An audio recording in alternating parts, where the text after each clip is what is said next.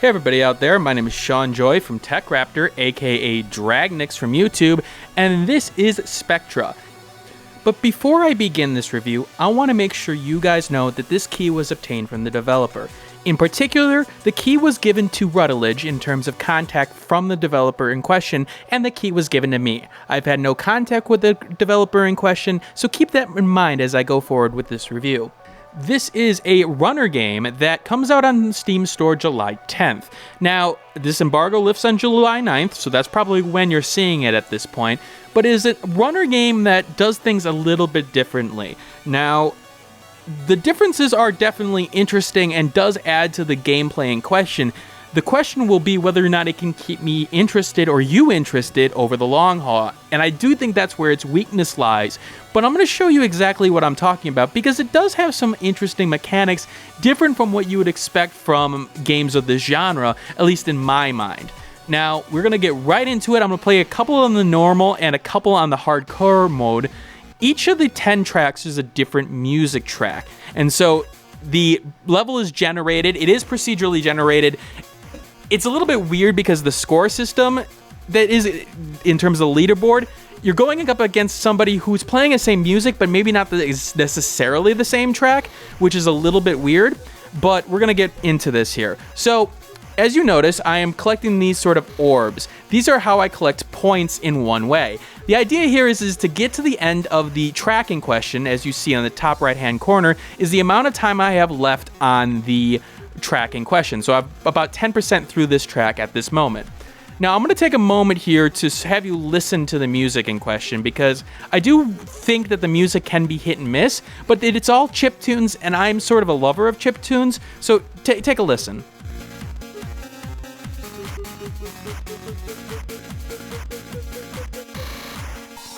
Alright, so here's the thing. The difference in this game is a little bit interesting in the fact that, okay, you have a couple of ways that you can score.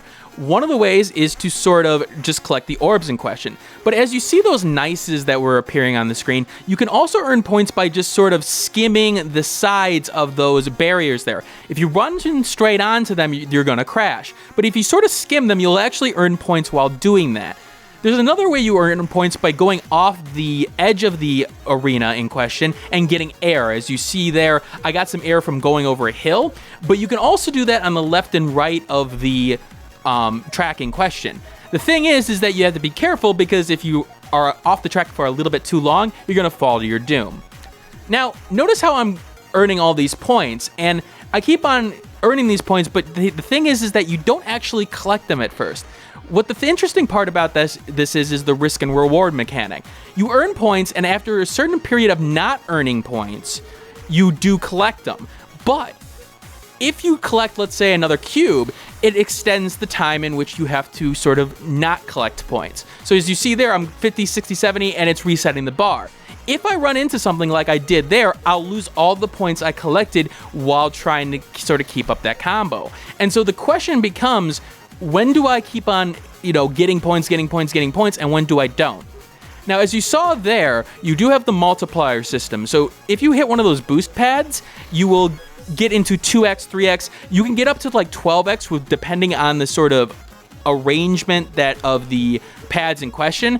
And the thing is that can really highlight, pretty big scores. On the other hand, you have to make the decision. Do I keep on going and collecting all these points, or do I sort of, try to avoid things so I can get the points that I've got? And as you saw there, I fell off the track, and so I got 2 stars on that. Not my personal best, but I did reasonably on that portion. Now, there is a hardcore mode, and the hardcore mode just pretty much adds more sort of challenges to the tracks in question. The thing is that where the game starts to suffer is where the variety comes in. Now, you see that the tracks do have a little bit of variety in terms of, sort of twists and turns and things like that, but all the sort of hazards that I've shown you so far, besides those orange sort of barriers on the side, which sort of knock you back and forth, that's pretty much it. And I think that's where the game starts to suffer, because once you've sort of been introduced to them, you're sort of doing the same thing over and over again. And while that's great in a score mechanic game, the thing is that over a period of time, you're feeling like you're playing the same thing over and over again. And unfortunately, with only 10 song tracks, the variety here is very low, and I think that's where the game ultimately suffers. I played about 2 to 3 hours before I would say that, I felt like I was doing the same thing over and over again. I had unlocked all the tracks. I had not necessarily gotten 100% on all of them, but I felt like I was doing, the same thing over and over again. Now, the variety with the procedural generation does help, but you can't help but think that there could have been more, maybe trap types, maybe some more music, maybe, a custom mode in terms of being able to import your own music, because really, when it comes down to it, I don't see the music necessarily matching the track in question, which I think would have been interesting itself, but the procedural generation does sort of, knock that off. You saw there that you can actually, recover from a huge, sort of fall off there, as you notice that I, got knocked off the track significantly, but in the end, I was able to get back to the track in question, despite the fact that I had gone off reasonably. It really depends on the speed that you're going, and really when it comes down to it, it does have reflexes, but you really need to sort of look ahead to see what's going on. Now, the visuals are nice. I mean, the visuals do sort of appeal to me. I also like the fact that if you notice the ship, it's sort of a Game Boy. I don't want to say just a regular old Game Boy. It looks like a Game Boy Pocket of sorts, which I never noticed up until I started looking at the ship closely, and that was a nice little touch. Now, I'm not exactly sure why it's a Game Boy, because there isn't really any thematic differences with the ship in question, but it's just one of those situations where it's like, oh, that's a nice little touch. Now, what's done here is done competently. Again, the controls do work, and they both work for the controller as well as the keyboard. I will say the controller portion, in terms of, I found it easier for myself to deal with it, mostly because it was easier for me to sort of get accustomed to. Now, it's not like the keyboard controls don't work. They do. It's just that I think I had the more precision with the controller, with the control stick, than the keyboard in question. Now, you can actually use the triggers for the keyboard or for the controller in question, but again, I don't think it gave enough precision in question. But you feel like you have control. You feel like what you can do. And you can get creative with how you go about the tracks in question. Again, I could have dropped down there and earned some extra points, but obviously I didn't, and lo and behold, I failed to actually complete the track. Now, you do get achievements based off of what you do on each of the tracks. You see here, if I complete a track entirely 100%, then I'm going to get an achievement. There are 27 achievements. They vary from like some silly ones to some larger ones in question. And when I mean larger, I mean like you have to hit 100 barriers in a period of time, which can be sort of problematic. You have to hit those barriers and you just keep on feeling like you're going slow and slow and slow. It is one of those silly achievements that are only for achievement hunters out there. Now, one of the things I will say is the music, they're all chip tunes, and the chip tunes can work to a certain extent. Now, lo and behold, I'm one of those people who love chip tunes, really no matter what the situation. The thing is that where I see the problem with this chip tunes is that I feel like a good amount of the songs do sort of blend together. There is some variety here, but it's not as much as I think I would expect in terms of like the range of chip tunes that you could go with. Now, some of them also have this weird vibe where it doesn't necessarily match the game in question. Now, this game is a high-energy game. This is a fast-paced portion, and like some of the songs start off really, really slow, almost like a slow song that you'd expect at like sort of a wedding or things like that. And I just don't think it works thematically. Now, all of them do pick up eventually, so I will say that it's not like the entire time you're sitting there going, "Oh God, why am I listening to this?" But I felt like the chiptunes could have been taken to another level. And while there's only 10 of them, there are some good ones in there in terms of like the third stage. I prefer the third, and like I think the seventh stage in particular are tracks that I really, really enjoy. I will say the soundtrack is sort of worth a listen in terms of if you're looking to be like a programmer, you're looking for some background noise. I always found chiptunes to be sort of right up that alley. Now, I actually do complete this hardcore mode despite the fact that, you know, I keep on running into things. It is sort of a thrilling to sort of get through a hardcore mode level like this, and this is the first time I was able to do it. It is refreshing, and it didn't take too long to sort of master a track, even though, again, there are some randomization elements to it.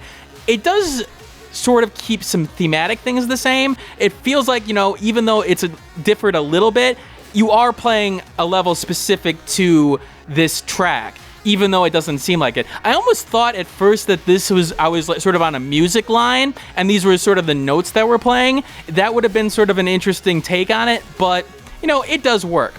Now, I will say that in terms of the gameplay in question, what I was actually interested in here was the fact that I feel like they could have done a lot more with the sort of boost pads. Like, the boost pads here definitely worked, and like getting up to 15 speed, you're like, you're cruising along.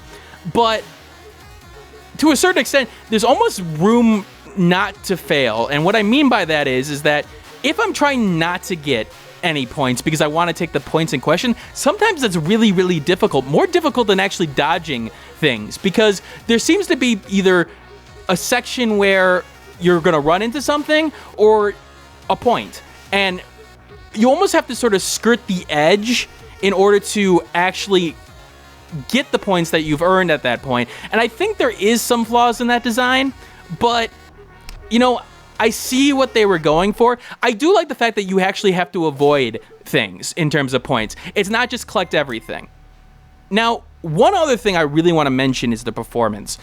In most cases, the performance is good. However, and I mean good, I mean it's not, 120 frames per second or anything like that, but it's passable. The thing is that at times the game stutters, and I don't know if it's necessarily the recording software. I did notice it even when I was, not using the recording software, but there are times the game will stutter, like it's like trying to catch up to something, and when it does, it really wrecks the experience, because, again, with a high-speed game like this, when you sort of hit that wall where, things abruptly stop, you abruptly stop, and then you're sort of trying to catch up mentally on exactly what's going on in the game. Now, overall, the game does what it wants to do well. The problem I have with it in terms of giving it a high score is the fact that, again, when it comes down to it, the variety isn't here. The variety, unfortunately, lacks. With only 10 tracks, with only a certain amount of traps and a certain amount of, obstacles to deal with, the game will start feeling the same very quickly. Unlike the mobile platform, which it makes sense, you want a sort of repetitive game, you want people to be able to pick up and play. In the PC portion, I find that games, you're going to want to sit there for a longer period of time and play them. Yeah, sure, you can play it on in the background, but there are other games that do it better in terms of variety, that engage and feel like they're a little bit more interesting over the long haul. Racing games in terms of this sort of, endless runner type of situation, I look at games like Race the Sun, where it's got something different and you can change things up. And here, unfortunately, over the long haul, it just doesn't do it. But what's done here is done competently.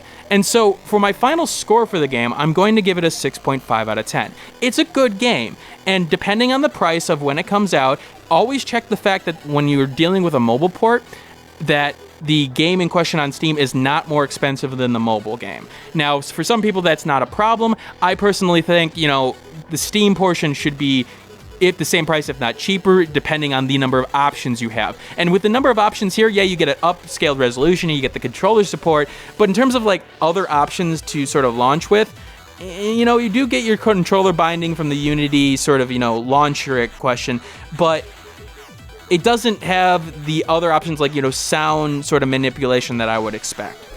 But 6.5, depending on the price, can be worth your time for this game.